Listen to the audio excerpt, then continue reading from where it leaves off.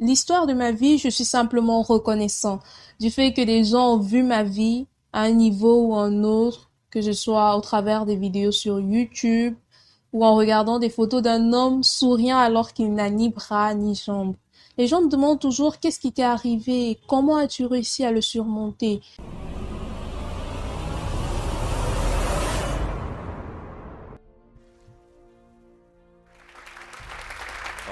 Merci beaucoup.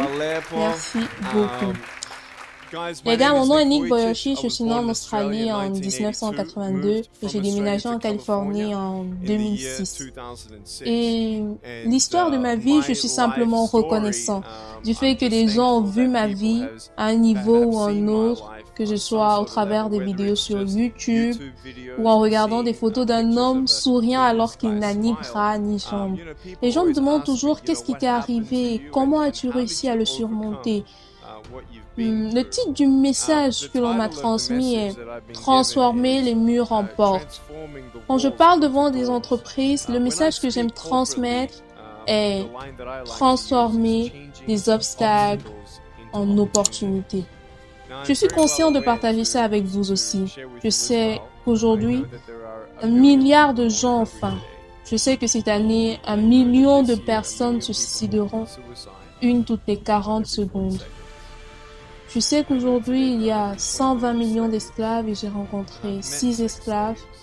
J'ai vu le sommet de la pyramide du monde des affaires. J'ai rencontré des milliardaires.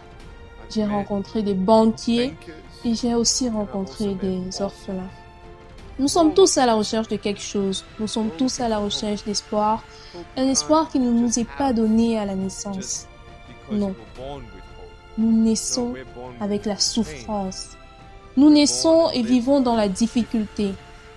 Dans notre vie, mes parents m'ont toujours dit que même si nous ne savons pas pourquoi je suis né ainsi, nous avons le choix.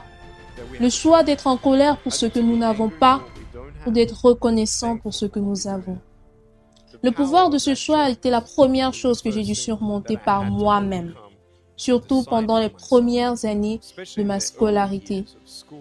Beaucoup d'enfants se moquaient de moi et j'ai parlé devant 5 parlements. J'ai rencontré 7 présidents dans le monde entier. Mon plus grand auditoire était de 110 000 personnes. J'ai 30 000 invitations à parler en public. Partout où je vais, je parle de la valeur de la vie. Je donne des messages contre le harcèlement au système scolaire des différentes nations. La chose la plus importante, c'est l'amour. Quand nous pensons que nous n'avons pas assez d'amour et pas assez d'espoir, nous commençons à perdre la force de vivre. Pour moi, quand j'étais enfant, j'ai dû faire face à un grand mur. J'étais entouré de 4 murs et d'un plafond bas d'opportunités. J'ai été libérée de tant de manières différentes et j'ai survécu au jour le jour.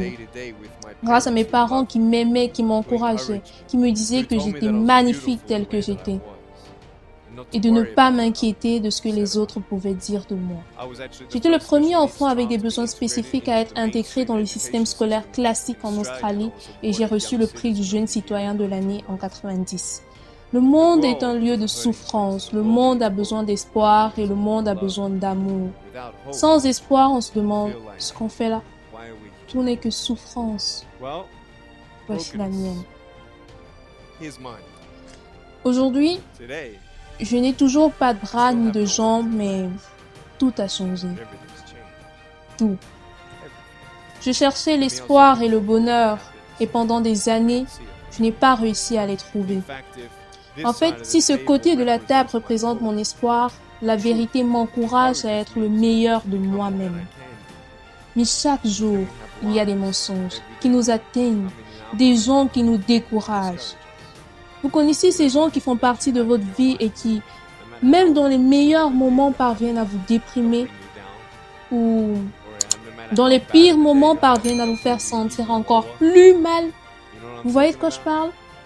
Pensez aux 3 personnes qui cherchent le plus à vous décourager dans la vie. Ce ne sont pas elles qui cherchent à vous décourager. C'est vous. C'est vous. Il ne faut que 3 secondes pour vous dire quelque chose de décourageant. Mais ensuite, vous n'oublierez jamais mes paroles. J'ai rencontré tellement de femmes de 40 et 50 ans qui se souviennent encore de ce que leur père leur a dit qu'elles auraient préféré ne jamais entendre. Les mots ont beaucoup de pouvoir. Vous entendez ces mots et votre esprit grandit avec ces mensonges. Nick, tu n'es pas assez bon, laisse tomber. Tu trouveras jamais un boulot, tu ne te marieras jamais. Tu ne peux même pas tenir la main de ta femme. Quel père serais-tu si tu ne peux même pas prendre ton enfant dans tes bras quand il pleure? Vous êtes seul. Bien sûr, vos parents vous prennent dans leurs bras, mais leurs câlins ne vous guérissent pas. Laisse tomber. Laisse tomber. Laisse tomber. Laisse tomber. Laisse tomber. À l'âge de 8 ans, j'ai voulu me suicider. Pourquoi? Parce que je n'avais pas d'espoir. Je pensais que je n'avais pas d'espoir. Aujourd'hui, vous voyez que j'avais de l'espoir. Quel est le mot pour décrire le fait de croire en ce qu'on ne voit pas? La foi. Le pouvoir des mots est limité. Les câlins ont beaucoup plus de pouvoir que les mots. Mais quand même les câlins ne suffisent pas, c'est là que la foi intervient. Pour moi, les mots et les câlins ne suffisaient pas, mais je n'avais pas de foi. Alors, j'ai essayé d'abandonner. À 10 ans, j'ai essayé de me noyer dans 15 cm d'eau, chez moi.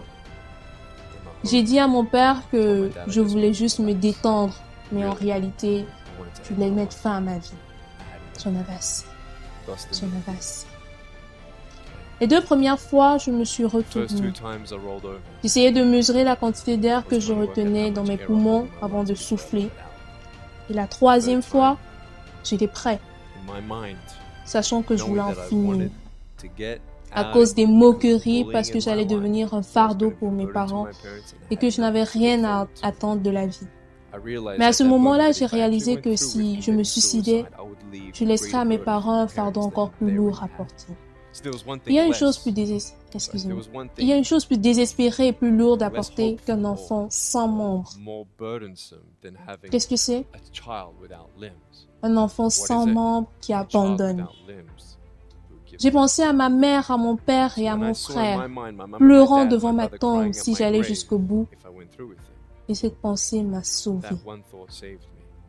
Si mes parents ne m'avaient jamais dit que j'étais magnifique comme j'étais, si mes parents ne m'avaient jamais dit que j'étais un enfant extraordinaire et que j'étais aimé, je ne serais pas là aujourd'hui. J'encourage tous les parents qui font de leur mieux pour soutenir les ados, en particulier dans les pays occidentaux où les ados mettent des panneaux ne pas déranger sur leur porte. Je suis sûre que toutes les conversations des parents et des ados sont les mêmes partout dans le monde. C'était comment à l'école? Ok, qu'as-tu appris? Rien. As-tu fait tes devoirs? Non. Et c'est tout ce qu'ils se disent de la journée. Et quand vous dites à vos enfants qu'ils sont magnifiques, ils répondent, bien sûr que je suis magnifique. Je suis ton fils, je suis ta fille, évidemment que tu vas dire ça. Mais ils ont raison. Chaque être humain a de la valeur. Et ma valeur n'est pas liée à mon apparence ou à mon métier, d'où je viens, où je suis né, combien j'ai d'argent. Tout ça n'a pas d'importance. Tellement d'ados se moquent les uns des autres à propos de leur apparence. Et je dis aux ados, pensez-vous que je sois assez cool pour être votre ami? Et ils répondent, oui, bien sûr. Et je réponds, mais je n'ai ni bras ni jambes. Et ils répondent, ça n'a pas d'importance. Je réponds, vraiment, ça n'a pas d'importance que je n'ai ni bras ni jambes. Ils disent, ça n'a pas d'importance. Alors je leur dis, si ça n'a pas d'importance, pourquoi on s'entretue avec nos mots? Si vraiment ça n'a pas d'importance. Pourquoi on se regarde dans le miroir et on se voit laid plutôt que comme des personnes de valeur? Je vous demande aujourd'hui, que cherchez-vous? Si je vous donnais $1 milliard, seriez-vous heureux? Si vous me donniez $1 milliard, je serais très content. Mais si ma mère mourait ce soir, serais-je heureux? Non. Tout l'argent du monde ne pourrait jamais me rendre heureux. Vous comprenez? Car l'argent ne peut pas guérir l'âme. La plupart des ados cherchent l'amour car l'amour guérit l'âme. L'amour emplit l'âme. C'est vrai aussi du sexe avant le mariage. J'étais vierge avant de me marier. J'ai une femme magnifique et nous attendons notre premier fils. Et je n'ai pas besoin de main pour tenir la sienne, j'ai simplement besoin de tenir son cœur. Et savez-vous comment je vais faire un câlin à mon enfant? Il y a tellement d'enfants qui viennent vers moi, c'est incroyable, ils mettent leurs bras derrière leur dos et me prennent dans leur avec le cou. Et je réalise dans la vie que même les pires moments de ma vie peuvent être transformés en positifs et encore plus spéciaux. Tellement d'ados cherchent l'amour, alors ils vont faire ceci et cela et avoir des rapports sexuels avant le mariage. Pour moi, le sexe hors mariage, c'est comme une fausse montre Gucci à $5. Le sexe dans le mariage avec quelqu'un qui vous aime, qui s'est engagé vis-à-vis de vous pour le reste de votre vie, qui va devenir le père ou la mère de vos enfants. C'est ça l'amour.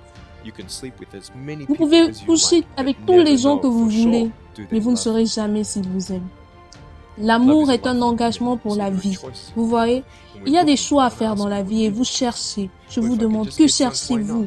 Si je peux me saouler, pourquoi pas en vivre qu'une fois? Si c'est ce que vous pensez, c'est parfait. Mais moi, je suis ambitieux, je ne veux pas vivre 90 ans, je veux vivre des milliards d'années. Et je sais que chaque jour, mes choix affectent ces vies. La vie des autres et ma vie éternelle. Vous devez parvenir à la vérité, savoir qui vous êtes et pourquoi vous êtes là.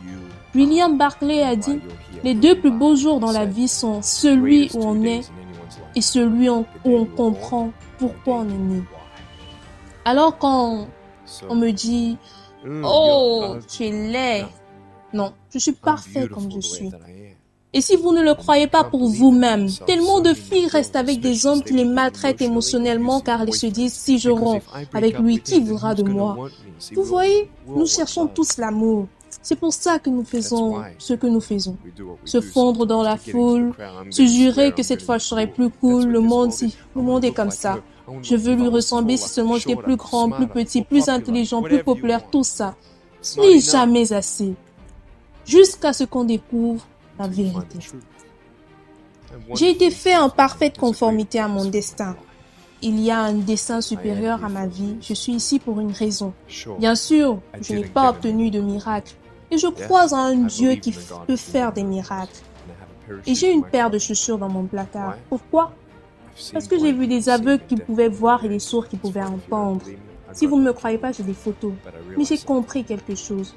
Si Dieu ne fait rien pour changer ce que je suis, c'est parce qu'il va utiliser ma vie pour faire un miracle pour quelqu'un d'autre. Quand on n'a pas de miracle dans sa vie, on peut être le miracle de la vie de quelqu'un d'autre. Je vais terminer avec cette magnifique histoire.